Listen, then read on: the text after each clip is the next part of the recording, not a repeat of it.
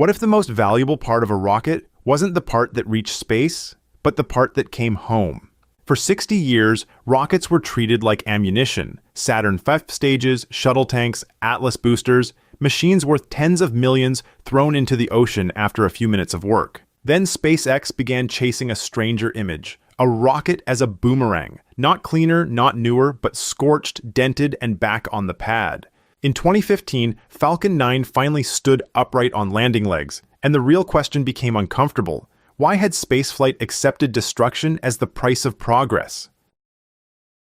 Welcome back to the Machine Notebook. In this episode, SpaceX turns rockets from ammunition into assets, betting scarred boosters can fly again. In the old launch world, everyone walked away from the smoking canister after the firework was over. The empty shell was wreckage, not treasure. Then imagine one engineer stopping in the dust and picking up the discarded rocket with both hands. That was the posture SpaceX brought to the industry. Elon Musk, Gwynne Shotwell, Tom Mueller, and a small California company asked a more impolite question than how to build cheaper. They asked why the most expensive part was treated like packaging. Their early shop in El Segundo, then Hawthorne, felt less like a marble space agency than a garage arguing with gravity. The first answers were ugly. Falcon 1 failed again and again before reaching orbit on its fourth launch in 2008. But the deeper idea survived the bruises. If an airplane crossed the ocean and was thrown away in Ireland, no one would call it mature transportation. Yet rockets had been treated that way for decades, because every launch was built around sacrifice. SpaceX's curiosity was almost impolite. What if the booster was not the price of the trip, but the thing worth saving? The boomerang came back wrong before it came back right. It slammed into water, tipped over, missed targets, burst apart, and returned to the drawing board more blackened each time. Each failure added another scratch to the same impossible object. Landing a booster is not like landing a plane. It is like dropping a pencil from the sky and asking it to balance on its tip against gravity. The pencil must slow itself with fire. It must steer with small metal fins biting thin air. It must keep enough fuel to brake, but not so much that it wastes the climb. It must know when to flip, burn, spread its legs, and stop being a falling skyscraper. Falcon 9's first stage carried landing legs and grid fins for exactly this return. That is the reversal hidden inside the smoke. For decades, the successful rocket disappeared upward and never came home. Now the valuable rocket was the one falling back down. The sky had become a throwing hand, and SpaceX was teaching steel to remember its way back.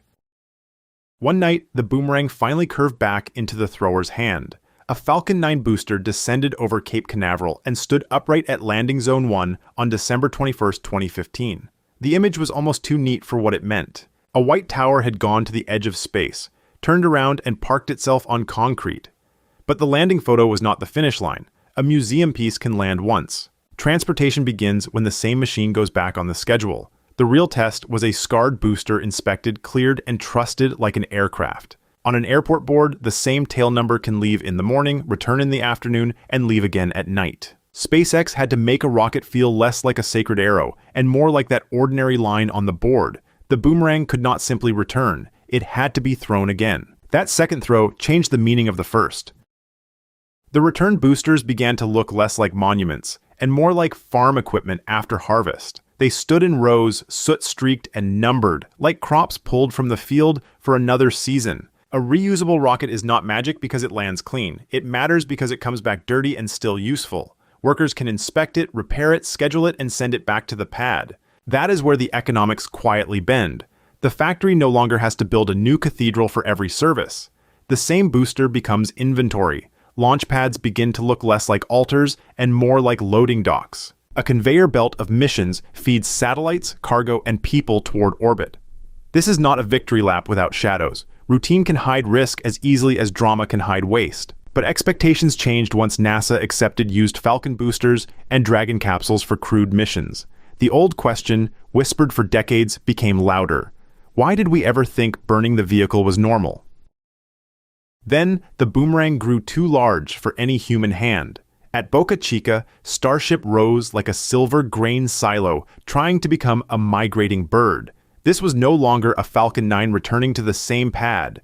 It was the reusable idea swollen until Earth itself seemed to throw it. Starship is meant to be fully reusable, but its early tests also made fireballs part of the lesson. The old scratched boomerang had become bigger, louder, and harder to forgive.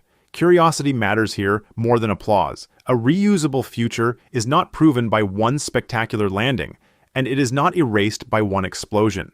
It is proven when people stop being astonished that the machine came back. A child throws a toy boomerang toward the night sky, and above it, real boosters arc home with blackened sides. The child does not see ammunition. The child sees transportation. That is the permanent shift SpaceX forced into the imagination. Rockets no longer have to be matches burned to ash. They can be older, dirtier, and ready to fly again. And once rockets no longer have to be disposable, we start wondering what else we have been throwing away. It is proven in the accounting ledger: turnaround time, refurbishment cost, launch cadence, and the willingness of customers to trust a booster with soot on its skin. SpaceX did not merely make rockets land. It changed what a rocket was allowed to be. For 60 years, the industry priced space as ammunition. Falcon 9 made the spent casing valuable. Starship is the wager that even the bullet can come home. And that is where this story ends. The frontier was not above Earth, it was on the pad.